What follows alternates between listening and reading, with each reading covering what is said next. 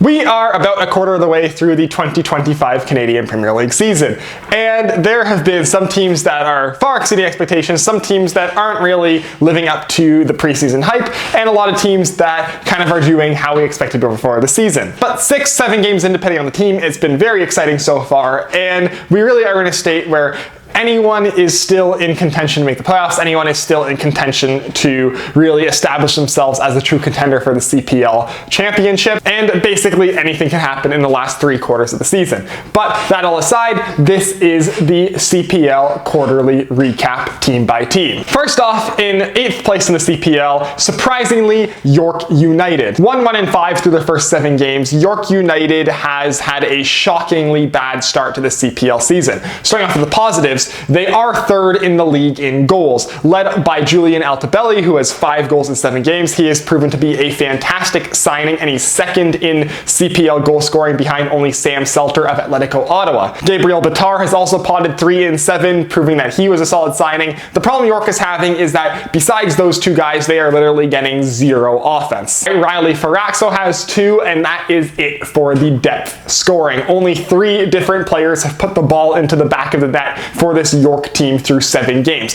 That flat out just is not good enough, regardless of how many goals Altobelli and Bitar are scoring. The other problem that they have is that with 13 goals against in 7 games, their defense has been pretty bad. Losing Noah Batna has shown to really have impacted their back end, and Frank Stirring has been out injured for the entire first quarter of the season, which also has not helped them one bit. But the entire York defensive situation just is not good. And it doesn't matter that they're getting MVP level scoring from Altobelli when they're conceding at the rate that they are. Now, other than the offense being great and the defense being pretty bad, Shola Jimmo has been a very bright spot for York. The 17-year-old was named to Canada's 60-man preliminary lineup for the Gold Cup, the only CPL player named to Canada's preliminary squad for the Gold Cup. So Shola Jimmo, young prospect with a promising future. They should get a lot of money when they sell him next year when he turns 18. But overall, York needs more goals from people who aren't named Altobelli or Bitar, and they need to stop the bleeding at the back. Those 2 things happen. They are clearly a playoff team, but they need to tighten up defensively, or else this season will be over very quick. In 7th, we have Valour FC. Now, this is completely expected from Valour. They were my pick to come last at the start of the season. 6 goals for in 6 games, 13 goals against. I think we all knew that Valour was going to have trouble finding offense, and lo and behold, they're scoring at a goal-a-game pace while giving up goals at more than twice that rate. Chris Twardek and Rocco Romeo both look like they're good additions, but they just have not been enough. This team, I mean, it's hard to pinpoint one exact position where they need more from, because they just need more everywhere. They need better offense, they need better midfielding, they need better defending. Everything has some pieces, but it just is far off the elites of the Canadian Premier League. Again, this is a Valour team that, again, this season is looking like it won't be a playoff season for them. They desperately need to make some splashes next off season if they want to finally become a contender and try to get fans into that building. In 6th, we have Vancouver FC, who hold a 1-2-3 record. Now, with 6 goals for, Vancouver FC, who currently has the top 2 goal scorers in Canadian Premier League history in Taron Campbell and Alejandro Diaz, is tied for last in league scoring. And that kind of tells you all you really need to know. 11 goals against is middling in the Canadian Premier League, tied for 4th last and 4th best with Atletico Ottawa. But the real issue that this team has is scoring goals. They need Alejandro Diaz going. He only has 1 goal this season. Taron Campbell also only has a goal this season. Those 2 guys should combine to 20 to 25 goals a season. This year, they're on pace for 8. That is nowhere near good enough for 2 historically of the greatest scorers this league has ever seen. Nicholas Mosqueda has been a fantastic signing for them. He's got 2 goals as an attacking midfielder, but everything for this Valour team comes down to getting their 2 offensive stars going, because if those 2 guys aren't scoring, this team is sunk. If they both can get scoring the way they should be, easily a playoff team. In 5th, we have Pacific FC. Pacific FC have a 2-1-4 record, 7 goals for, 14 goals against. The shock that is Pacific this season is they have the worst defensive record in the Canadian Premier League. Losing Thomas Meyer-Giguère and Emil Gazdov has evidently really hurt them, as they are just bleeding goals in at the back. 7 goals for, 2 of them were from Ronan Kratt, who recently picked up a season-ending injury that is disastrous for Pacific, as he was looking like a very bright spot on the wing for them and a very massive contributor to their offense. So losing Kratt, not having the replacements for Meyer-Giguère and Gazdov of evidently at the back end, things might get ugly this season for Pacific, as they currently are in 5th holding on to a playoff spot, but I don't see them holding on to that spot as the season goes on, unless they can solve their defensive issues and find a way to replace Kratz's offense. Now, they haven't gotten any goals yet from Marco Bustos, who recently returned to them from Sweden, so a Bustos return to form could save their season, but they need that to happen or else they might be sunk. In 4th, we have Forge FC. Now, 4th doesn't really tell the whole story of Forge. They are 2 wins, 4 draws on the season through 6 games. They are one of 2 undefeated teams in the Canadian Premier League still this season. 8 goals for, 5 goals against. They have the best defense in the Canadian Premier League. Unsurprisingly, adding Dan Nimick to a back end that already had Alex Ashinoti-Janssen has turned them into a defensive juggernaut. They brought back Rezat Rama and Ana Jevremovic at the fullback positions, probably the best back 4 in the Canadian Premier League. Offensively, no one has taken the reins as Forge's go-to guy like they've had in years past with Pasillas and Poku. 7 different goal scorers combining for 8 goals for Forge FC this season, Brian Wright leading the way with 2,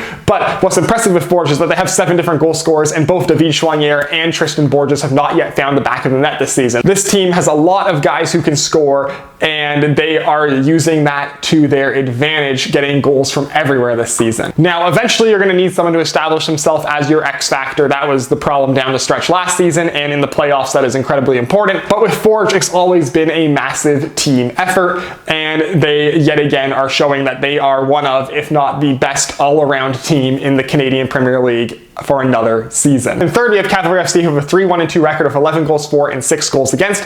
Weird, uncharacteristically slow start to the season for Cavalry. They lost 2 and drew 1 of their first 3 games, however have won the next 3 since then, which has shot them back up the standings. It seemed at the beginning they were really hurting from the loss of Dan Klomp, but then after they brought in Levi Lane to shore up the back end, things seemed to straighten out for them as they've gone undefeated since he has started. Tobias Warszewski has 4 goals so far, Ali Musi have 3. Their stars are scoring, the X factor scoring, what Forge doesn't have right now, and it shows that their stars are getting it done. And this is a Cavalry team where if Warszewski and Musi are both firing on all cylinders, they are basically unbeatable. Another team that coming into the start of the season we knew would be good. They're showing that they're picking up right where they left off as defending CPL champions, and yet again are a front runner to win the league this season. 2nd place, we have the Halifax Wanderers with a 4-2-1 record with 10 goals for and 7 goals against.